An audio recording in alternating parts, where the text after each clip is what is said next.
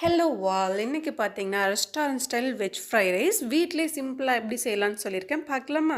அதுக்கு ஃபஸ்ட்டு தேவையான வெஜிடபிள்ஸ் எடுத்து குட்டி குட்டியாக கட் பண்ணி வச்சுக்கோங்க. நான் பார்த்தீங்கன்னா கேரட், பீன்ஸ், கேப்சிகம், ஆனியன் இதுதான் எடுத்திருக்கேன். இன்னொரு பக்கம் பாஸ்மதி ரைஸை 30 மினிட்ஸ் ஊற வச்சு கொதிக்கிற தண்ணியில் போட்டு அரிசி உடையாத மாதிரி ஒரு 90% வேக வச்சு எடுத்து வச்சுக்கோங்க.